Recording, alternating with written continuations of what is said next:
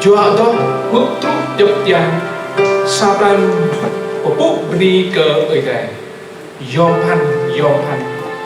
han bni cờ ở đây đinh nuôi đau siêu nhô mong yun kun fire mong nhô lăng vàng lúc noa tạo đỏ rong hàng nhiều dân ca thang bơi năm mồ về kun yun bin rồi tạo đỏ nà nào làm cho thầu khắp cái bút bni cờ ở đây chúng ta bước viết sang tới đây về cô chú sang đây về cô chết tọt đi ở cờ ở đây mà tu tọt của tôi họ tọt đi cờ ở đây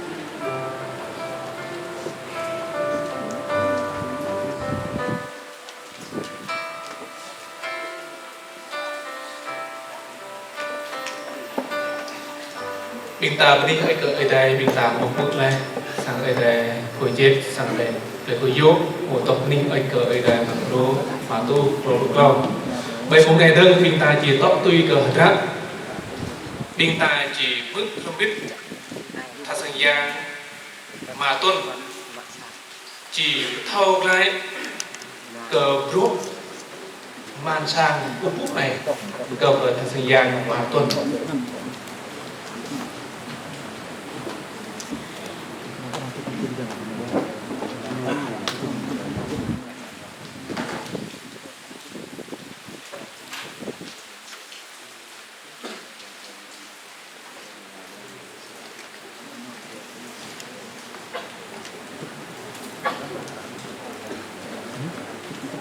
Lưng vào kinh minh của thầy của cả phun sang này ta của cả đường này thầy cơn giác của ba bên sang thầy thầy chỉ kinh này sang cả đất ra chương trình xây dựng những khu này cái chỉ kinh này trước hết tôi dâng lên lời Đức Chúa Trời ba ngôi thưa Hội Thánh chúng tôi rất vui mừng khi Chúa cho chúng tôi có một nhà nguyện như ngày hôm nay.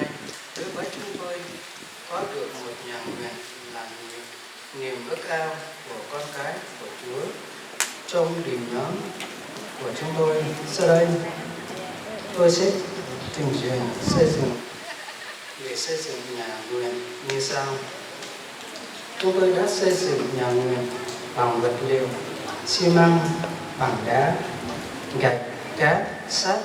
Nhà nguyện chiều dài 13 m, chiều rộng 7 m, tổng cộng 91 m². Tổng chi phí xây dựng 238.420.000 đồng, còn nợ là 141.150.000 đồng. Xin các vị thánh và các con cái của Chúa cùng cầu nguyện cho chúng tôi để chúng tôi sớm để trả số tiền còn lại. Xin trân trọng cảm ơn.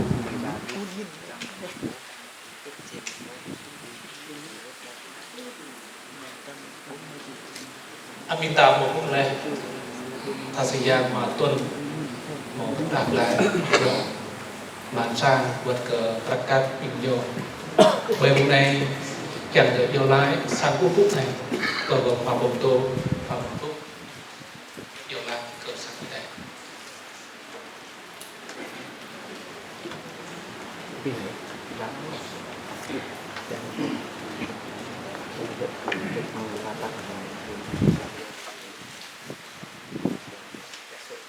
tôi xin mời đệ tứ của Chúa và ban chấp sự sẽ lên phía trên này để hiệp chung và chúng ta cầu nguyện dâng nhà nguyện của chúng ta lên cho Chúa trong thời giờ này. Xin mời đệ tứ Chúa và ban chấp sự. Tôi rất là cảm động vì nghe cái bài tường trình công việc xây dựng của Hội Thánh. Chúng ta xây dựng một cái nhà rất là đẹp như vậy, và tôi nói với thư ký của Hội Thánh Gia Tim là sao mà rẻ quá vậy, đúng không? Và thật ra nó mới bằng cái tiền công của những chỗ khác á, nhưng mà đây là việc anh em tự làm, đó là cái điều chúng ta cảm ơn Chúa. Anh em chỉ tốn tiền mua vật liệu thôi, cũng tự làm, cho nên giá thành nó rất là rẻ. Và đây là sự hy sinh của anh em rất là nhiều, và công khó của anh em trong Chúa không phải là vô ích đâu. Chúa sẽ ban thưởng cho anh em. Chúng ta cảm tạ ơn Chúa điều đó. Và kỳ thực là người Kinh chúng tôi chưa thể làm được giống như anh em, có nghĩa là chưa thể tự làm. Chúng tôi phải kêu thợ, kêu thầu, rất là tốn tiền. Chúng ta tạ ơn Chúa và Chúa ban cho anh em. Chúng ta và ban chấp sự cũng đệ tớ của Chúa cũng như con cái của Chúa đều phải biết rằng đây là cái điều có được cái nhà nguyện này là do ơn Chúa ban cho Hội Thánh của Chúa. Chúng ta có đồng ý điều đó không? Chắc chắn là chúng ta đồng ý. Sự tiếp trợ của Chúa, rồi công của anh em dâng lên, rồi tất cả mọi điều chúng ta làm đều là do Chúa ban ơn cho chúng ta. Và chúng ta cảm ơn Chúa giúp đỡ chúng ta có thể xây dựng được cái nhà nguyện như thế này. Tôi xin mời Hội Thánh đồng đứng lên và tôi xin đọc lại lời cầu nguyện của vua Salomon. Tôi trích một phần thôi khi ông trong lễ khánh thành đền thờ Jerusalem, một phần thôi từ câu Sử Ký Nhì đoạn 6 từ câu 18 đến câu 21, và tôi xin phép đọc. Mà chi có thật rằng Đức Chúa Trời ngự chung với loài người ở trên đất ư? Kìa trời, cho đến nỗi trời của các tầng trời còn chẳng có thể chứa được Chúa thay. Phương chi cái đền này tôi đã cắt. Do vậy, hỡi Giê-hô-va Đức Chúa Trời tôi ơi, xin hãy đối thương lời cầu nguyện và sự nài xin của tôi tới Chúa. Nghe tiếng kêu cầu và khẩn nguyện của tôi tới Chúa cầu trước mặt Chúa. Nguyện mắt Chúa ngày và đêm đói xem nhà này. Về nhà này, Chúa đã phán rằng ta sẽ đặt danh Chúa tại đó. Khi tôi tới Chúa hướng về nơi này mà cầu nguyện, xin Chúa dỗ nghe. Phàm điều gì tôi tới Chúa và dân Israel của Chúa sẽ cầu khẩn trong khi hướng về nơi này, xin Chúa hãy dỗ nghe. Phải ở nơi ngự của Chúa tại trên các tầng trời, xin Chúa dỗ nghe, nhậm lời và tha thứ cho. Cảm ơn Chúa. Salomon đã cầu nguyện với Chúa và Chúa đã đẹp lòng trong khi ông dâng đền thờ Salomon lên cho Chúa, và Chúa, vinh quang của Chúa ngự ở giữa hội thánh của Ngài, hội chúng dân Israel ngay trong ngày hôm đó. Chúng ta tạ ơn Chúa thật là nhiều. Ngày hôm nay chúng ta thấy dầu nhà nguyện chúng ta nhỏ, nhưng Chúa vẫn đang ngự ở giữa chúng ta đây, và chúng ta dành nơi này biệt riêng ra làm nơi mà Chúa ngự, làm nơi chúng ta thờ phượng Chúa chung với nhau ở tại đây. Bây giờ xin chúng ta hiệp chung và tôi xin cầu nguyện dâng nhà nguyện này cho Chúa trong sự giờ này. Lạy Đức Chúa Trời ban ngôi, là đấng đã quan phòng ở trên tất cả mọi sự, cả kiền khôn vũ trụ này, và đặc biệt là loài người chúng con. Trong khi chúng con chết mất ở trong tội lỗi thì Ngài đã cứu chúng con. Ngài đã biệt riêng chúng con ra thánh ở giữa thế gian này và hiệp chúng con lại trở thành hội thánh của Ngài ở trên đất này. Con cảm ơn Chúa vô cùng vì Ngài là đấng đang ngự ở trong lòng của mỗi chúng con, và Ngài phán rằng chính đời sống tấm lòng của chúng con, thân thể chúng con là đền thờ mà nơi Đức Thánh Linh đang ngự ở trong đó. Chúng con tạ ơn Ngài. Chúa ơi, vì cứ nhu cầu chúng con cần phải hiệp lại để thờ phượng Chúa chung với nhau. Chúng con cùng học kinh thánh, chúng con cùng thờ phượng Chúa chung ở tại đây. Thì Chúa ơi, Ngài đã ban cho hội thánh Chúa tại lề Khôi Giết này.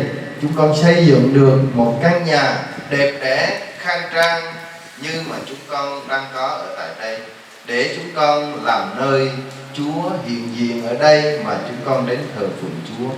Lạy Cha, chúng con trước hết dâng lên Ngài lời cảm tạ vì tất cả những việc mà chúng con có được ngày hôm nay. Chúng con biết rằng bởi ơn của Chúa ban cho chúng con, bởi sự tiếp trợ của Chúa ban cho chúng con, và chúng con cảm ơn Chúa về lòng yêu mến Chúa của anh chị em chúng con cái của Chúa, dân con, dân của, để chúng con cùng nhau xây dựng ngôi nhà đẹp đẽ này. Và con tin rằng Đức Chúa Trời đẹp lòng anh chị em con về lòng yêu mến Chúa của anh em con. Là Cha Thánh của chúng con, trong thời giờ này chúng con dâng ngôi nhà này lên cho ban ngôi Đức Chúa Trời. Nguyện Ngài ngự giữa hội thánh của Chúa ở tại đây.